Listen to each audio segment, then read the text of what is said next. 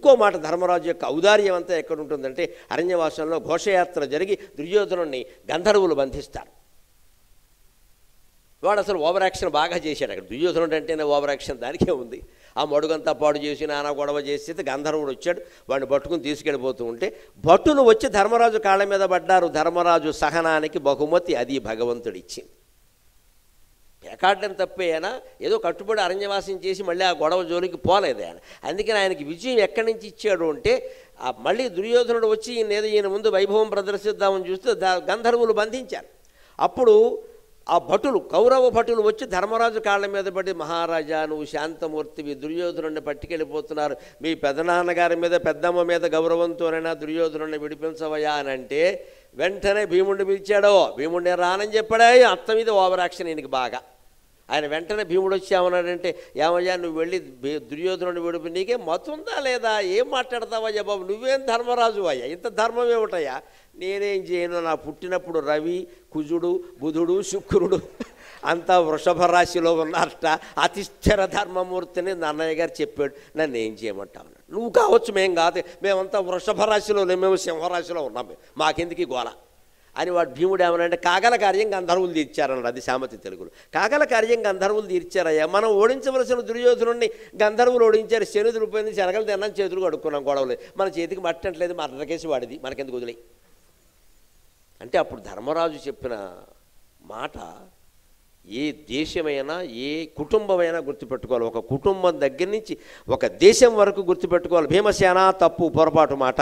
నేను కేవలం దుర్యోధనుడి మీద జాలితో ఏదో చెప్పట్లా. ధర్మం పరై పరిభవే ప్రాప్తే వయం పంచోత్తరం శతం పరస్పర విరోధేతు వయం పంచశతం చతే.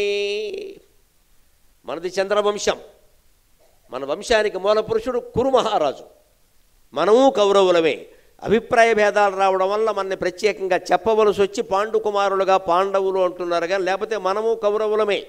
అందుకని గుర్తుపెట్టుకో, మనము ఎవరితోనైనా మనకి ఇతరులతో తగాదా వస్తే వయం పంచోత్తరం శతం, వీఆర్ నాట్ 5, వీఆర్ 105 అని చెప్పాడండి ధర్మరాజు. ఖచ్చితంగా అది ఆయన. ఇతరులు ఎవరితోనా ఇతర జాతి రాజులతో మనకి తగాదా వస్తే మనం 105 మందిమి, మనం 5గురం, వాళ్ళు 100 మంది. పరస్పర విరోధేతు, మనలో మనకే తగాదా వచ్చిందా, వయం పంచశతం చతే, మనం 5గురమే, వాళ్ళు 100 మంది, కొట్టుకుందాం, ఏం పర్వాలా. కానీ మన తమ్ముడు, మన పెద్దండ్రి కొడుకు, వాడు యాత్ర పడుతుంటే వాడిని పిలిచి బుద్ధి చెప్పి పంపించాలి, కానీ విడిపించాలని చెప్తావా, నువ్వు వెళ్ళకపోతే నేను వెళతాను, అది పెద్ద గొడవ ఇది, ఈయన వెళతానంటే. అందుకని అర్జునుడు కూడా వచ్చి ఈయన ఎప్పుడు ఇలాగే ఉన్నాడా, ఎందుకు వచ్చినా కూడా వెడదాం పద అని విడిపించి తీసుకొచ్చాడు. ఇది చాలా గొప్ప విషయం, ఔదార్యం. కానీ ఈ ఔదార్యంలో కూడా అతి పనికిరాదు. అతి చేశాడు, తర్వాత దెబ్బతిన్నాడు. దుర్యోధనుడిని విడిపించడం వరకు గొప్ప విషయం, ఎందుకంటే ధర్మరాజు తక్కువ కూడా కాదు. ఆయన మాటలు ఉంటాయండి, శూలం కంటే దారుణంగా గుచ్చుకుంటాయి. దుర్యోధనుడిని కూర్చోబెట్టి తర్వాత ఆయన విడిపించారు కదా, ఆయన కూర్చోబెట్టి ఎక్కడ కూర్చున్నాడో తెలుసా, భారతంలో రుబ్బురోల్, ద్రౌపదీదేవి ఇడ్లీ పిండి రుబ్బురోల్ పక్కన కూర్చున్నాడు, వీడి కర్మగాలిపోయి. కూర్చోబెట్టి ధర్మరాజు ఏమన్నా అంటే, పోన్లే దుర్యోధన, ఎవరూ చూడలేదులే, మీడియా వాళ్ళు లేరు కదా, రేపు పేపర్లో రాదులే, ఇవన్నీ దృష్టిలో పెట్టుకోకు, ఇక నుంచి అయినా తిన్నగా ఉండని వాడికి విష్ణు సహస్రం పెట్టి పంపించాడు. వాడు గంధర్వులు చేసిన అవమానం కంటే ధర్మరాజు మాట్లాడిన మాటలకే వాడికి అవమానం ఎక్కువ. అయ్య బాబోయ్, నేను వాడిని ఓడిద్దామని వస్తే నేను ఓడిపోవడం ఏంటి, నన్ను వాడి తమ్ముడు విడిపించడం ఏంటి, వీడిక్కడ భగవద్గీత చెప్పడం ఏంటి, నాకు నా బతుకెందుకు ఇక్కడ, ఇంతకంటే అవమానం దుర్యోధనుడికి ఉంటుందా? ధర్మరాజు చేసే అవమానం అలా ఉంటుందమ్మా. ఆయన మాట్లాడటగానే గట్టిగా చేస్తాడు, బాణమే వెయ్యక్కర్లేదు అవమానం చేయడానికి. మనిషి ఇలా అవమానించాడు, పెద్ద హితోపదేశం. సరే, దుర్యోధనుడు ఏదో వెళ్ళాడు, ఆ కథ ముగిసింది. తర్వాత ఈయన చేసిన అతి ఏమిటో తెలుసా, చెయ్యకూడని పని. శాంతం మంచిదే, అన్ని చోట్ల పనికిరాదు, క్షమాగుణం మంచిదే. సైంధవుడు వనవాసం చేస్తుంటే ద్రౌపదీదేవిని మానభంగం చేయడానికి వచ్చాడు. పైగా ఏ స్థితిలో వచ్చాడు వాడు, ఆ రోజుల్లో పెళ్ళిళ్ళు ఏమిటో, ఈ మగాళ్ళ కాంక్షలు ఏమిటో అర్థం కాదు. వాడికి అప్పటికి పెళ్ళయింది, వాడు దుస్తలకి భర్త అయిపోయి ఇంకో పెళ్లి చేసుకుంటూ గడుతున్నాడు. ఆ వెడుతూ దారిలో ద్రౌపదిని మానభంగం చేశాడు. వీడికి పెళ్ళిళ్ళు ఏమిటి, మానభంగాలు ఏమిటి, ఈ లెక్కలు ఏమిటి, అసలు ఒక పెళ్ళి అయిందా, ఇంకో పెళ్లి చేసుకుని గడుతున్నావా, మధ్యలో ఒక ఆడది ఒంటరిగా కనపడితే మానభంగం చేసేస్తావా? వీడా సైంధవుడు. ఇలాంటి వాడు అల్లుడైనందుకు ధృతరాష్ట్రుడు ఎంత బాధపడాలి, మొగుడైనందుకు దుస్తలు ఎన్నిసార్లు ఆత్మహత్య చేసుకోవాలి. ఇది వీడి క్యారెక్టర్. అటువంటి సైంధవుణ్ణి ద్రౌపది వాళ్ళని బలవంతంగా రథం ఎక్కించి పట్టుకెళ్ళిపోతే భీమార్జునుడికి చెప్పారు. వాళ్ళు వెళ్ళారు, మొత్తం మీద చెతకొట్టి బారేశారు. సైంధవుడిని తీసుకొచ్చి చంపేద్దాం అనుకున్నారు. భీముడు అన్నాడు వేసేయి అన్నాడు. అర్జునుడు కొంచెం మొహమాటం కదా, అన్నగారిని అడుగుదాం. అన్నగారిని అడిగితే వెయ్యనివ్వడాయా, వేసేసి తర్వాత చెబుదాం. ఒక్కోసారి పై ఆఫీసర్లు ఎలా ఉంటే పై ఆఫీసర్ వాళ్ళు పై డిపార్ట్మెంట్ ఢిల్లీలో ఉండే రైల్వే వాళ్ళ వల్ల మనకు పని జరగాలంటే ఏం చేయాలంటే ఇక్కడ అధికారుల ముందు ఆ బిల్డింగ్ కట్టేసి రాటిఫికేషన్ కోసం రాసియాలి. ఇవకేం చేస్తారు? అంతేగాని మీరు కట్టమంటారా వద్దనే అంటారు వాళ్ళు. మన గొడవ వాళ్ళకేం తెలుసు?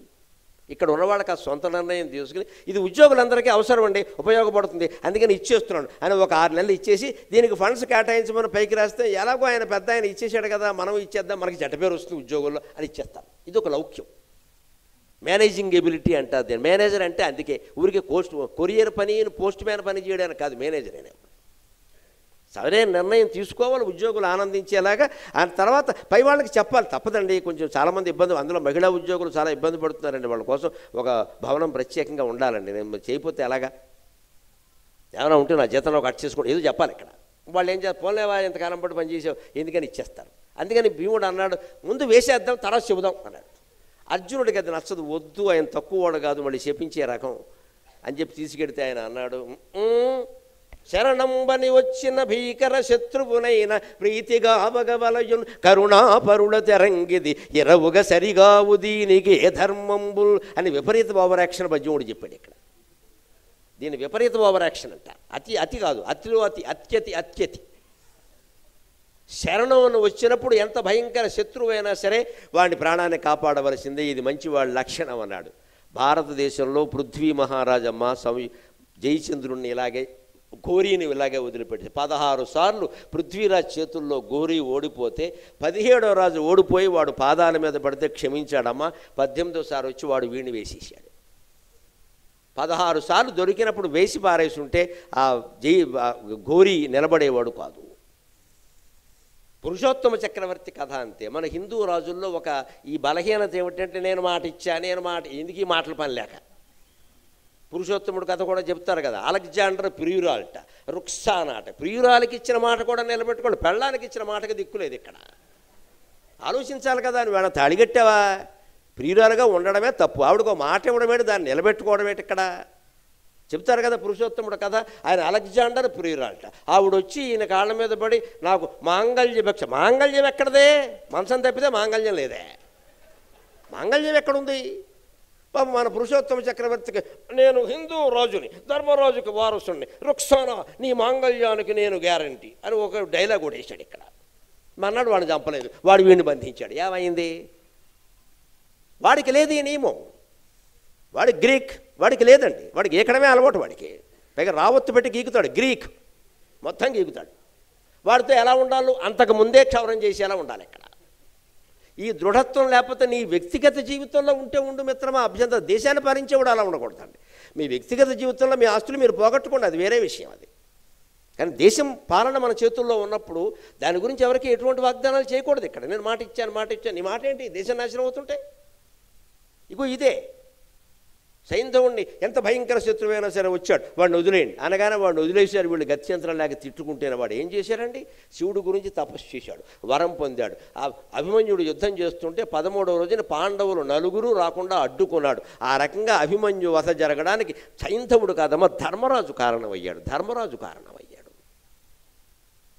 రాజు అన్నవాడు ఇది ఊహించద్దు, ఇటువంటి ప్రమాదాలు వస్తాయని ఇచ్చేయడమే వరాలు. ఎక్కడ ఇది నేర్చుకోవాలి ఖచ్చితంగా. మళ్ళీ ఇలాంటి వాడే ధర్మరాజు అతి క్లిష్టమైన సందర్భాలు వస్తే ఎటువంటి తెలివితేట ప్రదర్శించాడో చూద్దాం.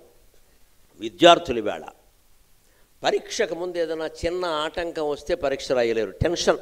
ప్రతి వాళ్ళకి టెన్షన్. అదే ఎల్కేజీ వాడికి కూడా టెన్షన్, ఐ ఫీల్ టెన్షన్. వీడు చదివేదంతా వీడికి టెన్షన్ ఒకటి. ఇక్కడ మనం అలా తయారు చేసేవాళ్ళని వాడికి టార్గెట్లు పెట్టేసి. యక్షప్రశ్నల ఘట్టం అరణ్య పర్వంలో చివరిది. ధర్మరాజుకి పుచ్చిన క్లిష్టమైన పరీక్ష. దాహం వేసి మంచినీళ్ళ కోసం నకులుడిని పంపిస్తే నకులుడు ఆ చెరువు దగ్గరికి వెడితే అక్కడ ఒక కొంగ ఉండి ప్రశ్నలు వేసింది.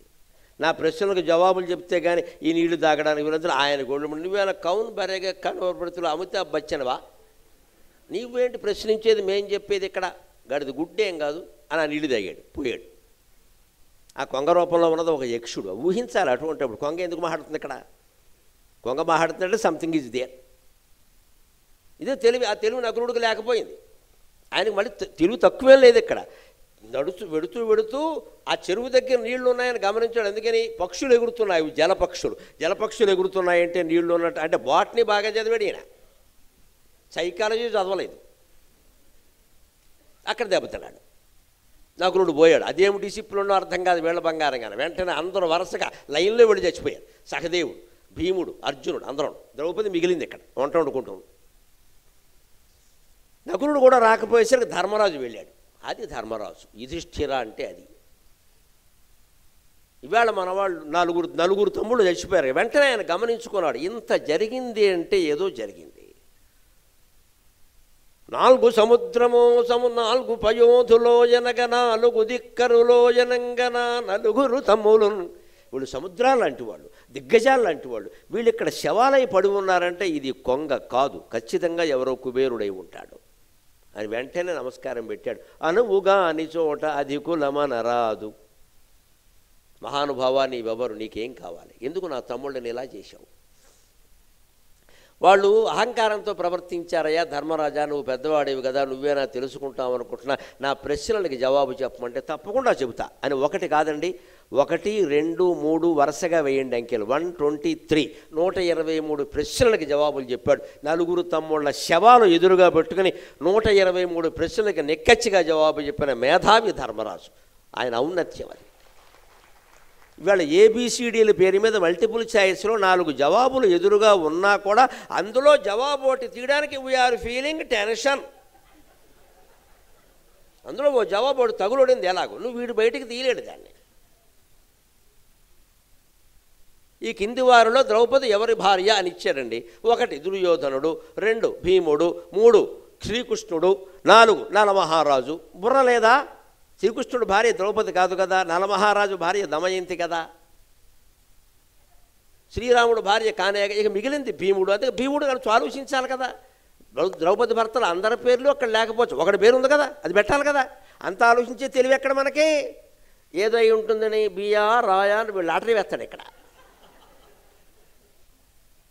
లేకపోతే ఆ రోజు లక్కీ ఫిగర్ ఏమిటో ఆ రోజు 2 అంకె మంచిదంటే 2 ఎట్టేస్తాడు అక్కడ. 2 రాముడు అయ్యాడు. రాముడు కర్మకాలం ద్రౌపదికి మొగుడు అవడానికి.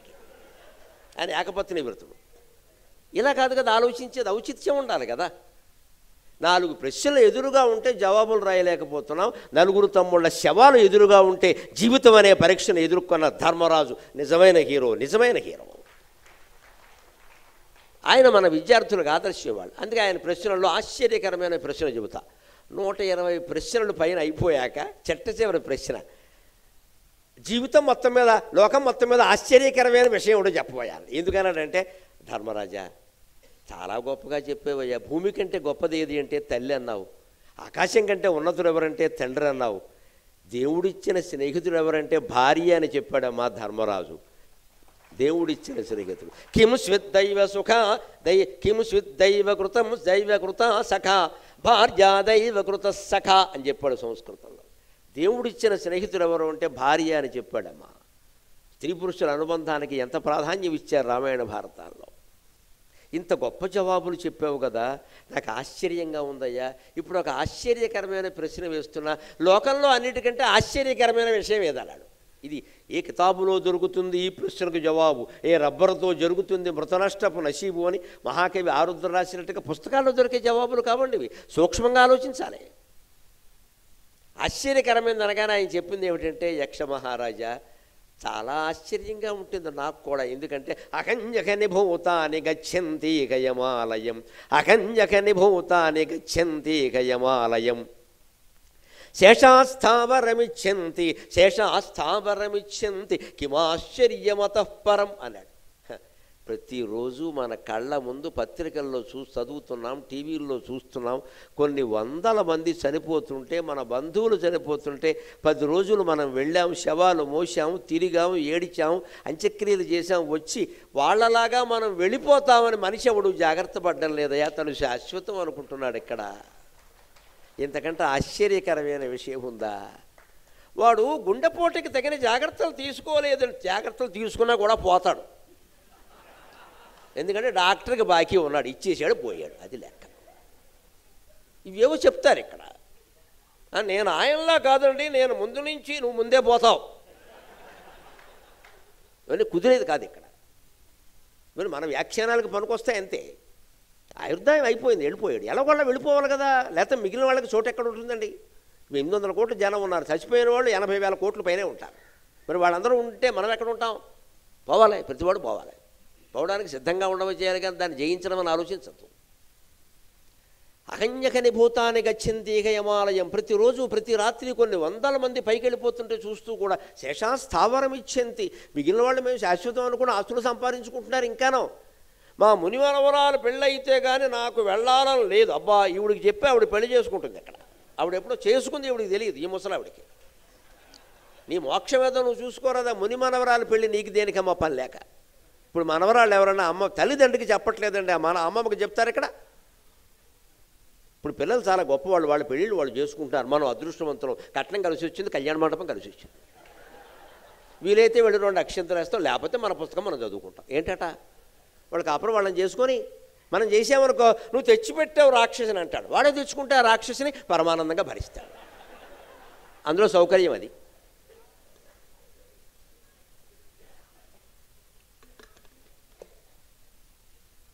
మనకెందుకు గొడవ? అంత అయిపోవాలి. నిజమేనండి, ప్రయత్నం చేద్దాం. ఇప్పుడు వింటలేదండి ఎవరునో. అమెరికా పంపిస్తున్నాం, జపాన్ పంపిస్తున్నాం, చైనా. మనం ఇక్కడ ఎంత అమాయకంగా ఉన్నాం. మా అమ్మాయి చాలా డిసిప్లిన్. నీకు తెలియదు, అక్కడ సీసీ కెమెరా పెట్టు. పిచ్చి మాటలు మాట్లాడక. షీఈ్ డిసిప్లిన్ అండ్ అదర్ వే. ఈయన తెలియదు ఆ విషయం. ఎక్కడ మా అమ్మాయి మీద నాకు గొప్ప నమ్మకం. నేను అంత మూర్ఖుడు ఈ ప్రపంచంలో లేడు.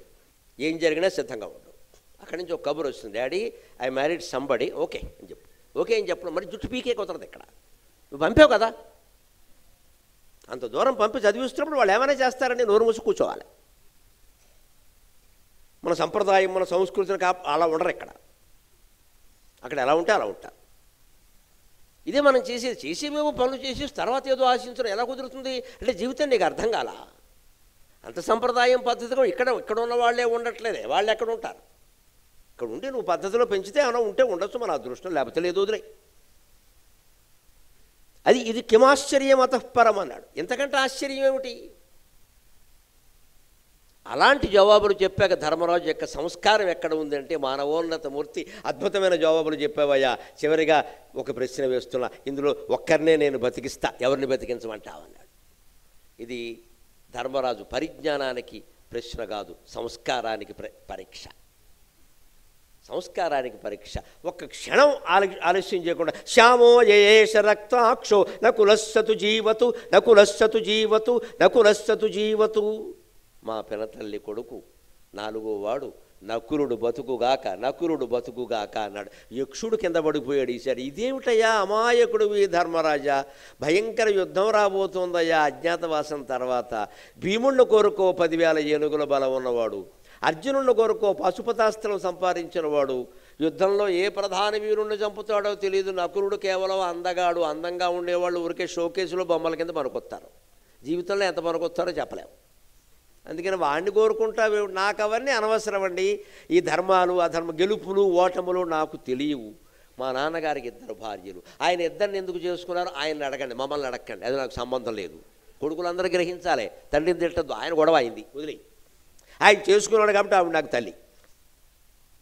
ఆవిడకి 3 కుమారులు మేము ఉన్నాం. మా పినతల్లికి 2 కుమారులు ఉన్నారు. మా తల్లి 3 కుమారుల్లో పెద్దవాడిని నేను బతుకున్నా, మా పినతల్లి కుమారుల్లో కూడా ఒకడిని బతికించండి, ఇంకా నాకేం వద్దన్నాడు. అది ధర్మరాజు, అది ధర్మరాజు. యక్షుడే ఆశ్చర్యపోయి, నీ ధర్మం బంగారం కానీ ఇలాంటి వాడిని ఎక్కడ ఎందుకయ్యా అంటే, మీరు నేను అందరం చనిపోతాం యక్ష మహారాజా. ఈవేళ మా మాద్రి వెళ్ళిపోయింది, రేపు మా కుంతి కూడా వెళ్ళిపోతుంది. వెళ్ళిపోయాక నేను భీముడిని కోరుకున్నాను అనుకోండి, మా మాద్రి ఏమంటుంది? నీ కొడుకేనమ్మా, ఎంతసేపు నీ కొడుకునే కోరుకున్నాడు, నా కొడుకులు అన్యాయం అయిపోరందా? అప్పుడు మా తల్లి తల వంచుకోదా? నా గురించి నా తల్లి ఈ లోకంలో కానీ ఏ లోకంలో కానీ తల వంచుకోవడానికి వీలు లేదు, అందుకే నీ బతికించండి అన్నాడు. అది ధర్మరాజు.